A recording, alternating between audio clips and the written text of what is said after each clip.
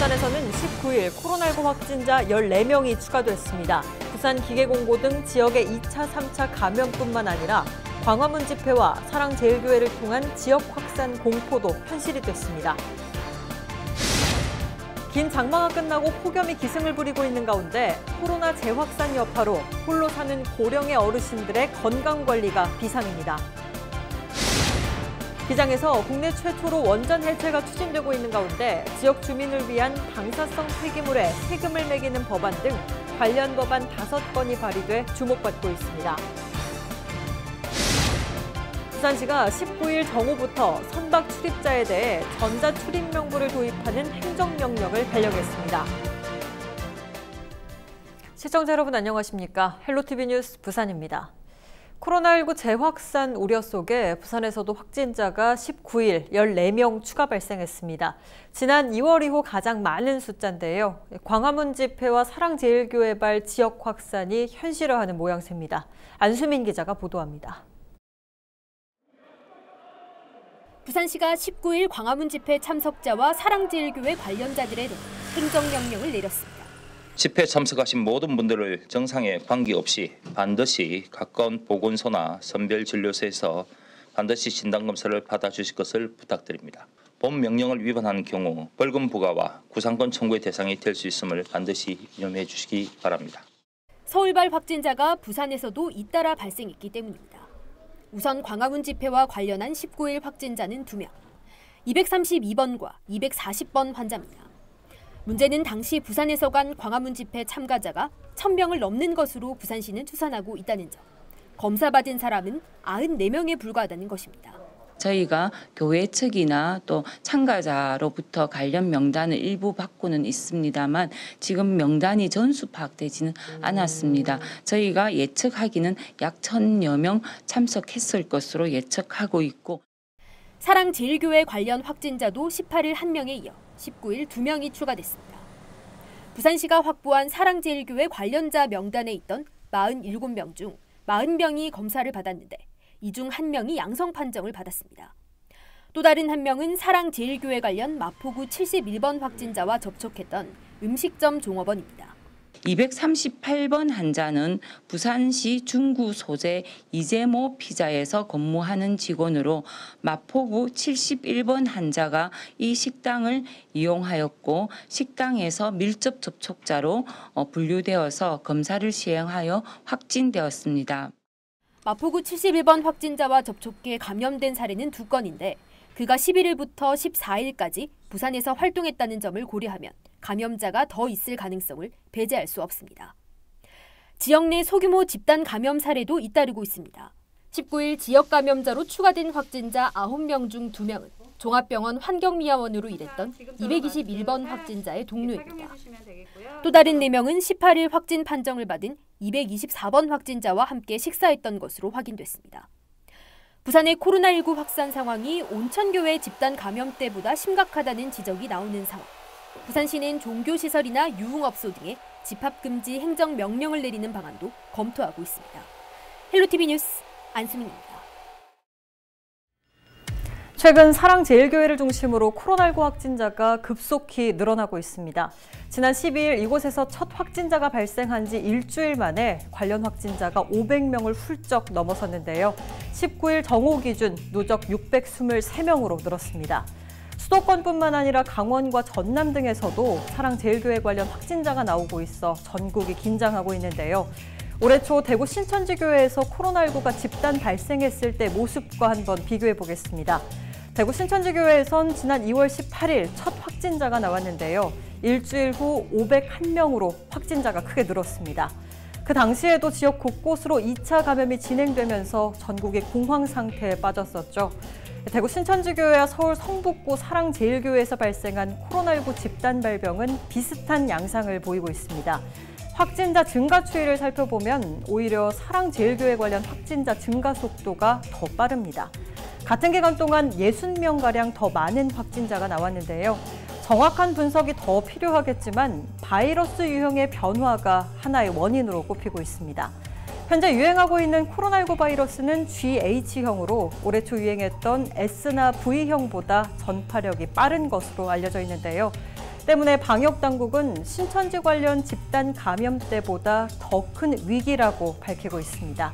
현재 사랑제일교회 관련 코로나19 양성률은 17% 수준입니다. 100명이 검사를 받으면 17명 정도가 확진 판정을 받고 있다는 건데요.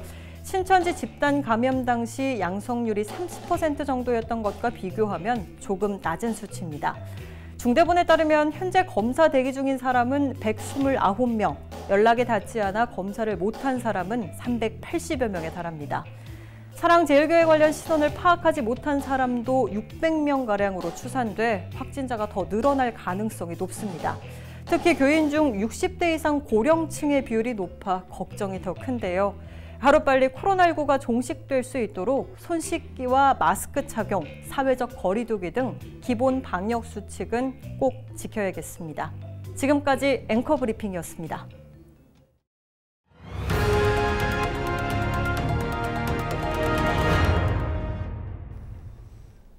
부산시가 19일 정오부터 선박 출입자에 대해 전자출입명부를 도입하는 행정명령을 내렸습니다.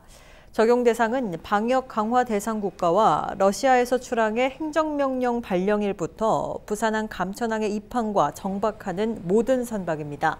또한 과거에 입항해 행정명령 발령 시점에 감천항에 정박해 있는 선박도 포함되며 감천항에 정박하다 선박 수리 등을 위해 다른 지역으로 이동하는 경우에도 적용을 받습니다. 전국적인 코로나19 재확산 속에 사회적 거리 두기 2단계가 시행 중인 가운데 기장군은 한 단계 상향된 3단계를 시행 중입니다. 기장군은 사회적 거리 두기 3단계에 준한 매뉴얼을 적용해 코로나19 방역대책 간부회의를 브리핑룸이 아닌 차성 아트홀에서 진행했습니다. 380석 규모의 아트홀에서 앞뒤 좌우 2m 이상 간격을 두고 마이크 없이 부서별 사회적 거리 두기 3단계 수준의 방역 조치와 대책에 대한 보고와 논의가 이뤄졌습니다. 기장군수는 각 부서에서 관리 감독 중인 기관과 단체, 사업장 등에 3단계 사회적 거리 두기 4원칙을 준수할 수 있도록 강력한 행정지도를 시행해달라고 강조했습니다. 기장군 3단계 사회적 거리두기 4원칙은 외출 시 마스크 착용과 필수적 사회경제활동 외 모든 활동 자제, 10인 이상 집합, 모임, 행사 자제, 그리고 다중이용시설 방문 자제 등입니다. 코로나19 확산에 따른 2단계 사회적 거리두기 국민행동 지침을 알려드립니다. 첫 번째, 열이 나거나 기침, 인후통, 근육통 등 호흡기 증상이 있을 경우엔 외출을 자제해 주십시오.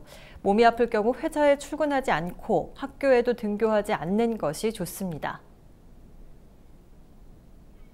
의료기관을 방문하거나 생필품을 구매할 때, 그리고 출퇴근 외에는 불필요한 외출이나 모임, 외식, 행사, 여행 등은 연기하거나 취소하시는 것이 좋겠습니다. 외식보다는 음식을 포장하거나 배달시켜서 드시는 것이 낫겠고 운동 역시 집에서 하시는 것이 좋겠습니다. 친구들과의 모임은 비대면으로 안부를 전해주시고요. 쇼핑 역시 매장에 방문하는 것보다는 온라인 주문을 활용하는 것이 낫겠습니다. 세 번째, 외출 시 마스크 착용 등 방역 수칙을 준수하고 환기가 안 되는 곳이나 사람이 많은 밀폐, 밀집, 밀접 공간에는 가지 않는 것이 좋습니다. 실내에서는 반드시 마스크를 착용하고 야외에서도 2m 거리 두기가 어려운 경우에는 마스크를 착용합니다. 음식을 먹거나 노래를 부르거나 응원을 하는 등 마스크를 벗는 행위는 자제합니다. 사람 간 거리는 2m, 불필요한 경우에도 최소 1m 이상 거리 두기를 실천합니다. 소리를 지르거나 노래를 부르는 등 침방울이 튀는 행위를 하지 않습니다. 악수나 포옹 등 불필요한 신체 접촉 역시 자제하는 것이 좋겠습니다. 지금까지 코로나19 2단계 사회적 거리 두기에 따른 국민 행동 지침 알려드렸습니다.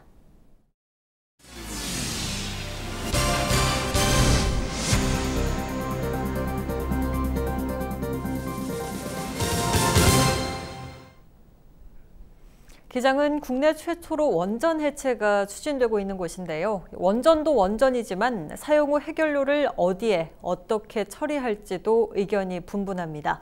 이런 가운데 방사성 폐기물에 세금을 매기는 법안 등 관련 법안 5건이 발의돼 주목받고 있습니다. 김현정 기자가 취재했습니다. 2017년 6월 18일 자정 멈춰선 고리원전 1호기. 40년 만에 영구정지에 들어간 지 3년이 돼서야 해체 계획서 초안이 나왔습니다. 사용 후 핵연료 처리 방안에 대해서는 정부 공론화위원회의 결론을 기다리고 있습니다. 방사성 폐기물 처리장이 없는 만큼 사용 후 핵연료를 비롯한 폐기물을 원전 시설 안에 임시 저장할 수밖에 없는 상황입니다. 기장군과 군민들의 위험 부담이 커지자 정동만 의원은 방사성 폐기물에 대한 지방세 부과법 3건을 발의했습니다. 한수원이 세금을 내도록 하기 위한 겁니다. 원전 가동률이 줄어들고 폐쇄되면서 지자체인 기장군이 방사성 폐기물에 대한 위험 부담만 떠안고 기장군민을 위한 안전관리와 재난 예방에 필요한 재원을 확보하지 못하고 있는 문제가 계속 지적되어 왔습니다. 그래서 방사성 폐기물에 대해 지방세를 부과하도록 하는 법안 3건이 지방세법, 지방재정법, 지방세기본법을 발의하게 되었습니다. 지방세법 제142조에는 기존에 없던 방사성 폐기물을 지방세 대상으로 신설했습니다.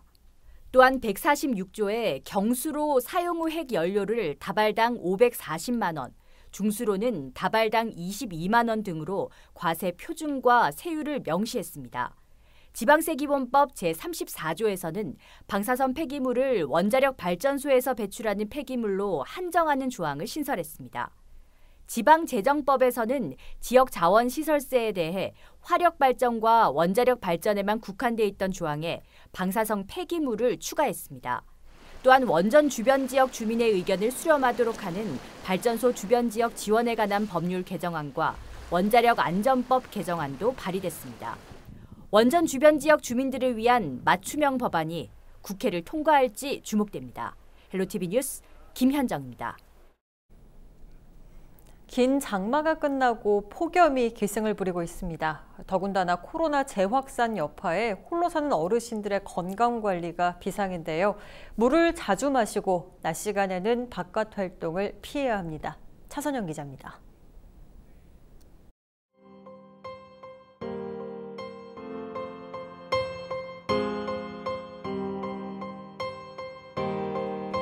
힘들어. 진짜 힘들어. 부산 금정구 1인 가구가 모여 사는 한 연립주택입니다. 대부분 8, 90대 어르신들이 살고 있습니다. 올해 93살 김할머니.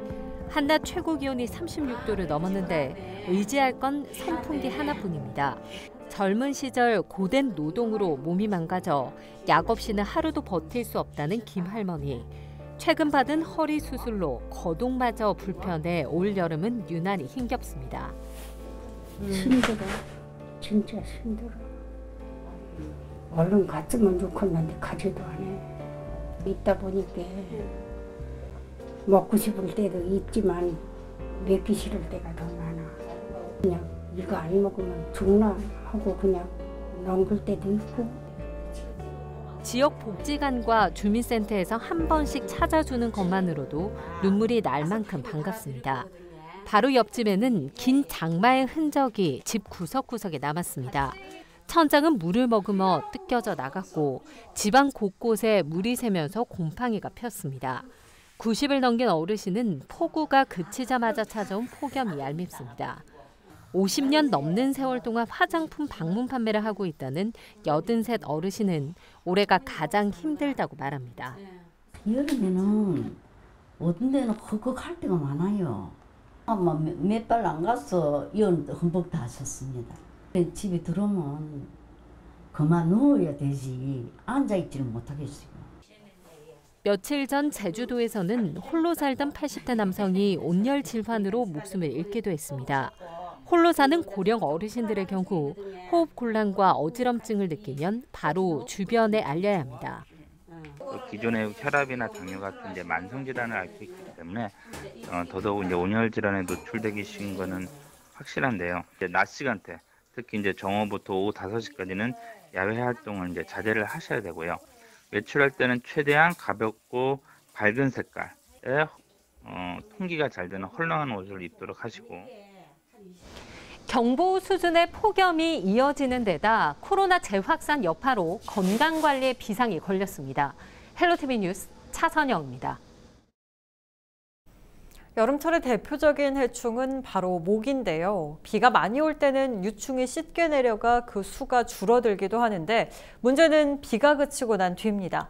쓰레기 더미와 웅덩이 등 모기가 서식할 수 있는 환경이 만들어지기 때문입니다. 이 모기가 일본 뇌염 등의 감염병을 옮길 수도 있어 주의가 필요합니다. 박인배 기자가 취재했습니다.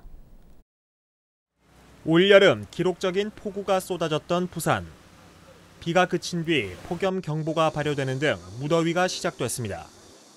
여름철 장마가 지나면서 모기 증식에 대한 우려가 높아지고 있습니다. 폭우 때문에 유충이 씻겨나가 개체수가 줄어든 것으로 보이지만 비가 그치면서 다시 늘어날 수 있는 환경이 조성된 겁니다. 비처럼 빗물에 떠내려온 쓰레기 더미 속의 습한 환경에서 모기가 더 잘 증식할 수 있습니다. 폭우에 패인 웅덩이에 물이 차면 모기의 좋은 서식지가 됩니다. 폐공가 주변 폐기물과 하수구 등 위생 관리가 되지 않는 곳도 마찬가지. 장마가 끝나고 난 뒤에는 이런 쓰레기라든지 그리고 작은 물웅덩이들이 많이 발생이 합니다. 그리고 그 속에서 모기의 유충들이 많이 이렇게 서식을 하는데 그 서식처를 제거하는 게 우선. 여름철 모기는 일본 뇌염 등을 사람에게 감염시킬 수 있어 주의해야 합니다. 일본 뇌염 바이러스에 감염된 모기에 물리면 4일에서 2주 동안의 잠복기를 거쳐 고열과 두통, 복통 등이 나타납니다. 일본 뇌염은 특히 어린아이들에게 더 위험합니다. 일본 뇌염 모기는 작은 빨간지 모기가 옮기는 그런 바이러스 감염병으로서 주로 여름철 그리고 초가을에 많이 발생을 합니다. 연령층으로 보면은 한 15세 이하가 거의 한 70% 이상이 발생을 하고. 때문에 생후 12개월에서 만 12세 이하 어린이는 표준 예방 접종 일정에 맞춰 접종을 완료해야 합니다. 한편 질병관리본부는 지난달 23일 부산 지역 모기의 50% 이상이 일본 뇌염을 옮기는 모기인 것을 확인하고 전국에 일본 뇌염 경보를 발령했습니다. HCN 뉴스 박인배입니다. 부산 임시수도 기념관에서 피란수도 부산 이야기 특별전이 개최됩니다. 한국전쟁 발발 70주년과 부산의 임시수도 지정 70주년을 기념해 마련된 이번 전시에서는 피란 시절 부산의 다양한 모습이 담긴 사진자료 110여 점을 만나볼 수 있습니다. 전시는 오는 11월 29일까지 진행되며 코로나19 확산 방지 조치로 홈페이지에서 사전 예약 후 관람이 가능합니다. 국립수산과학원이 12개 기관의 젊은 연구자들이 참여하는 2020년 해양포유류 해부학 교실을 개최합니다. 국립수산과학원은 19일부터 8월 26일까지 고래연구센터에서 상괭이와 점박이 물범, 남방 큰 돌고래 등 12마리의 해양포유류 부검을 진행하고 관련 시료를 공유할 예정입니다. 수가원은 2015년부터 해마다 혼획, 좌초 등으로 폐사한 해양포유류의 해부를 통해 종류별 생태와 유전학적 특성을 규명하는 연구를 진행해오고 있습니다. 8월 20일 기상정보입니다. 부산은 맑은 날씨를 보이겠으며 아침 최저 기온 25도, 낮 최고 기온 32도로 매우 덥겠습니다. 충분한 수분 섭취로 건강 관리하시기 바랍니다. 전국 날씨입니다. 전국이 대체로 맑은 날씨를 보이는 가운데 오후부터 밤사이 강원 영동 중북부 지역에는 비가 내리기도 하겠습니다. 바다 날씨입니다. 동해남부와 남해동부 두 해상 모두 맑은 하늘 보이는 가운데 물결은 최대 1m까지 일겠습니다. 항해나 조업하는 선박은 참고하시기 바랍니다. 주간 날씨입니다. 부산은 이번 금요일부터 구름 많이 끼겠습니다. 북태평양 고기압의 영향으로 대부분 지역의 낮 기온이 30도 이상 올라 매우 덥겠으며 열대야가 나타나는 곳이 있겠으니 폭염 피해 없도록 사전에 대비하시기 바랍니다. 이상으로 뉴스 마칩니다. 저희는 언제나 지역 주민 여러분 곁에 있겠습니다. 고맙습니다.